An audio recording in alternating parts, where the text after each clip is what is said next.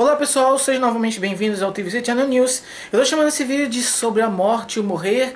Parece um título que Sartre daria algum livro dele, mas de certa forma eu quero falar aqui sobre existencialismo. Não sobre a filosofia existencialista, mas sobre a neurociência existencialista que começou a ser desenvolvida principalmente a partir do ano passado.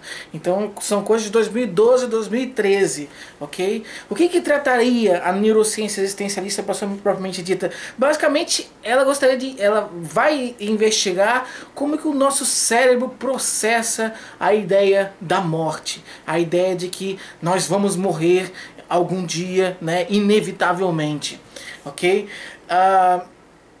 Essa questão da morte, né, o pensamento sobre a morte, na verdade, ele é uma consequência de todo um processo cognitivo que acontece, que é muito estudado pela Terror Management Theory. Eu não vou falar sobre ela aqui, certo? Isso merece um vídeo até bem mais amplo para explicar com muito mais detalhes. Eu vou falar justamente no ponto final, né, que é esse conceito de morte e como que o nosso cérebro entende a morte. Por quê? Porque hoje é dia de finados, né? Então hoje é um dia que realmente as pessoas acabam lembrando muito da morte de entes queridos, e consequentemente essa morte de entes queridos os faz refletir, né, sobre a própria finitude. Então assim, pensar sobre a morte, ela causa muita angústia, certo? Claro, algumas pessoas vão sentir mais angústia, né, vão ter um medo maior de morrer, enquanto que outras pessoas vão ter um medo menor de morrer. Mas em geral, todos nós vamos nos sentir um pouco desconfortáveis ao falar sobre esse tema. E essa angústia, em última instância, ela é adaptativa, certo? Porque ela nos faz evitar pensar na morte, ou evitar se expor a situações potencialmente perigosas, certo? Porque isso, claro, é uma afronta à nossa sobrevivência, não é? Claro, uma afronta à nossa sobrevivência, e isso não é uma coisa boa. Ok? Então esse receio, essa ansiedade, essa angústia que nós sentimos diante do mero pensamento, da mera reflexão sobre a finitude humana, já é suficiente para que a gente se mantenha afastado de qualquer tipo de situação que facilite ou que seja potencialmente perigosa. Ok? Então, nesse sentido, o medo da morte, ele é bastante adaptativo. Tanto é que nós temos o nosso cérebro, ele responde, né, de uma forma bem diferente quando está diante, por exemplo, de palavras que remetam à morte, ou de palavras que remetam à vida. Na realidade, o processamento cerebral é quase que o oposto, é praticamente o oposto quando você visualiza, né? Isso foram feitos testes com ressonância magnética funcional aplicada nesse ano na Plozone. Então, quando você observa, né, visualiza palavras que remetam à morte, o seu cérebro processa aquela informação, né, identifica aquele padrão e associa e tal, de uma forma muito oposta à que ele faz com palavras que remetam à vida. E mais ainda, esse processamento das palavras que remetem à morte é diferente do processamento das palavras que remetem a outras coisas negativas. Então parece que sim, nós temos um mecanismo bastante específico para nos proteger, ou para nos causar uma angústia também bastante específica com relação à nossa finitude, ou à reflexão de que um dia vamos morrer. Ok? Então tem outra questão eu acho interessante para comentar aqui, é que muitas vezes esse nosso pensamento sobre a morte, ele desencadeia algumas defesas. Às vezes nós, quando pensamos que vamos morrer, pensamos que isso é inevitável e tal, aquilo começa a ficar meio catastrófico, e a gente recorre a algumas estratégias cognitivas para burlar, para tirar um pouco da consciência esse tipo de pensamento, para que a gente possa, claro, levar uma vida mais tranquila, né? Não é, apesar de ser um pensamento adaptativo, não quer dizer que todo o tempo você tem que estar pensando que vai morrer, que vai morrer, que vai morrer, porque isso pode acabar travando o indivíduo. Então o que acontece? duas estratégias principalmente são utilizadas nesse processo. A primeira é a distração. Você começa a prestar atenção em outras coisas. Às vezes até prestar atenção em outros pensamentos. Pensamentos mais positivos, pensamentos mais otimistas e tal, né? E outro tipo de ideia mesmo é a repressão daquele pensamento, ou não pensar, ou tentar esquecer mesmo aquilo ali, certo? Então essas são duas estratégias que a gente acaba utilizando para vencer a reflexão sobre a morte quando ela nos surge em algum tipo de momento inadequado, certo? E que daí nos priva ou nos prejudica nas nossas atividades cotidianas. Ok? Uma das principais, eu acho, dá para esclarecer, já que estou falando de neurociência, né? As principais regiões associadas especificamente ao pensamento da morte, tá? É a amígdala direita. Tem uma ativação muito forte da amígdala direita, do córtex cingulado anterior rostral esquerdo, tá? Que é uma região bastante relacionada com a atenção, e principalmente com a atenção relacionada a conteúdos emocionais e tal, e do núcleo caudado direito também. Então esse seria pelo menos o circuito que a gente conhece hoje, pesquisa de 2012, ano passado, está aqui na descrição, mas pelo menos o que a gente conhece hoje relacionado a como que o nosso cérebro realmente interpreta, ou como que o nosso cérebro filosofa, né? Quando eu estou falando do nosso cérebro, não entenda que eu estou dividindo as coisas, é uma questão didática para a gente entender um pouco melhor, mas é claro que o nosso cérebro, quando filosofa, somos nós filosofando, ok? Então, quando a gente pensa na morte, são essas regiões que ficam mais ativadas, ok? Tem uma maior, isso a gente consegue visualizar, inclusive, através de algumas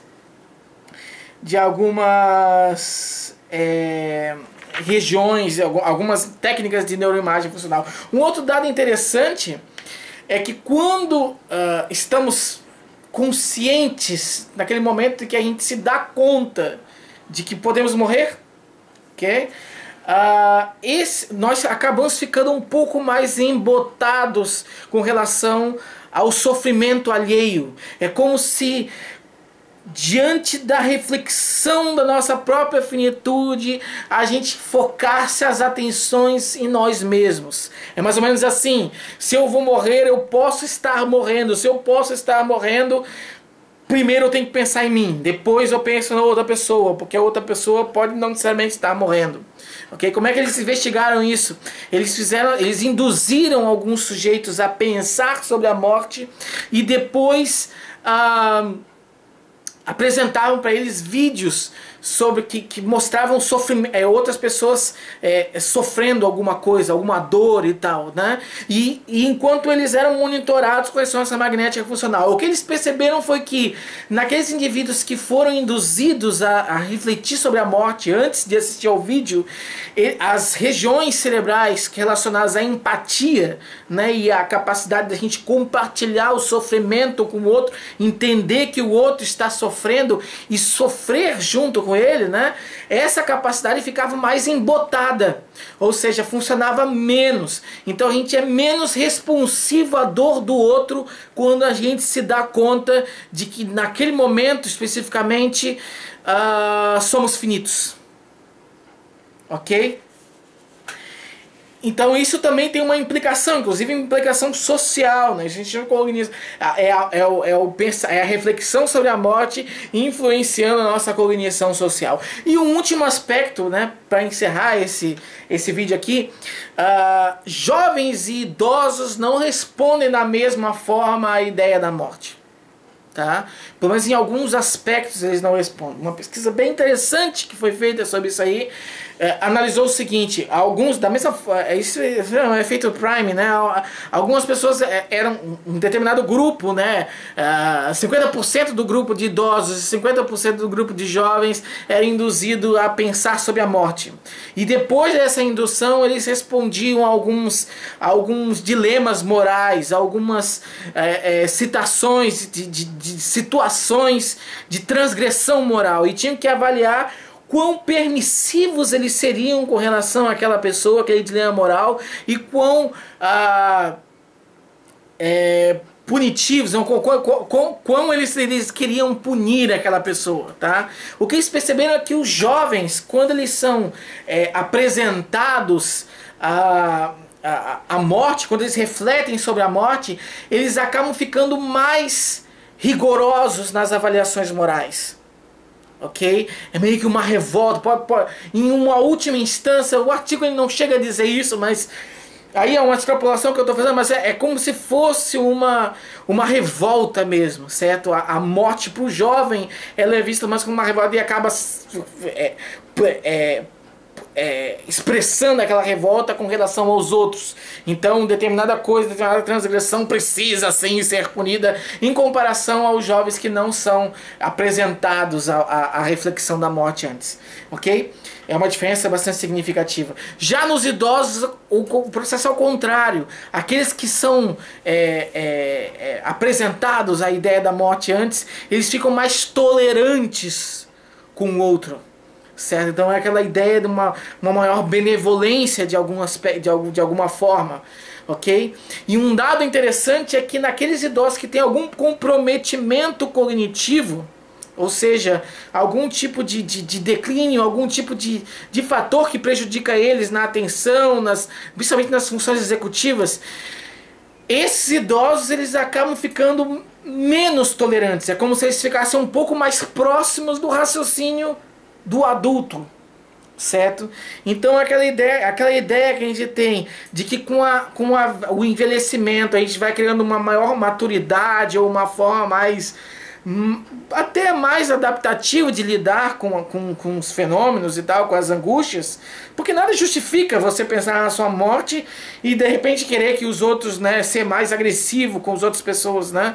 Isso não é uma atitude muito inteligente até de uma certa forma, né?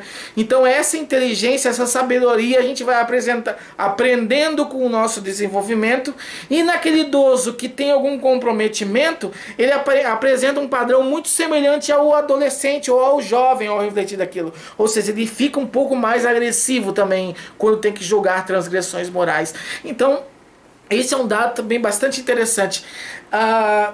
Era isso que eu queria colocar. Eu acho que é importante, muitas vezes, o pensamento sobre que vamos morrer, ele acaba sendo motivador em alguns aspectos, certo? Porque daí você, sabendo que você tem um tempo de vida, né? Você acaba querendo, muitas pessoas acabam querendo marcar de alguma forma a sociedade, né? Através de uma produção, através de alguma coisa, né? E isso acaba impulsionando elas adiante, certo?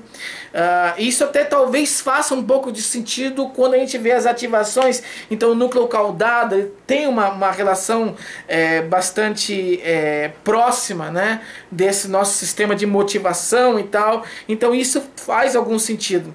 Só que pensar na morte o tempo inteiro pode ser disfuncional, né? Tanto é que a gente utiliza algumas estratégias para bloquear, para nos livrar desse tipo de pensamento. Então existe a reflexão da morte, né, filosofar sobre a nossa existência ou não existência, tem os seus aspectos positivos e os seus aspectos negativos, e a neurociência hoje em dia está estudando como que isso acontece. Isso é maravilhoso, certo? Porque é um aspecto bastante básico, bastante elementar. A filosofia em si, ela vem discutindo isso há milênios, e agora a gente já consegue estudar dentro de um laboratório como é que o nosso cérebro processa esse tipo de informação. Eu acho isso uma coisa realmente extraordinária, certo? Apesar de ser uma coisa bastante recente, igual eu falei,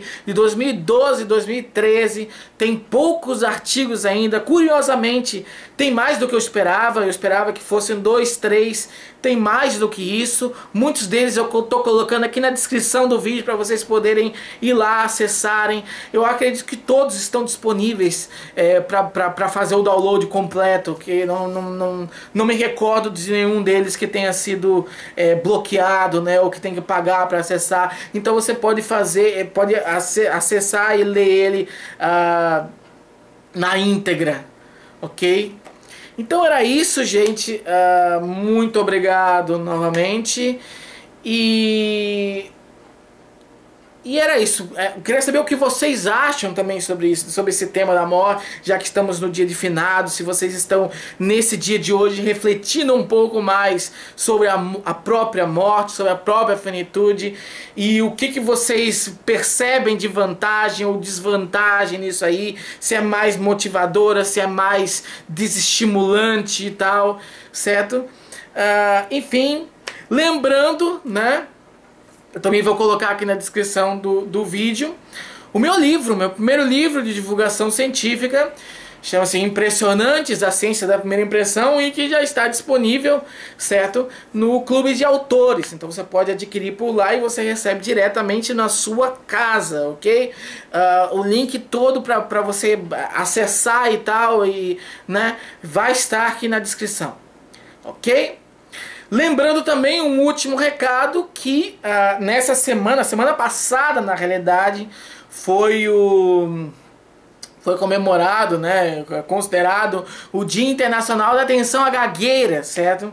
E por causa disso, virtude disso, eu solicitei, né, fazer uma entrevista com a Annelise Bonan, que é fonoaudióloga e presidente do Instituto Brasileiro de Fluência.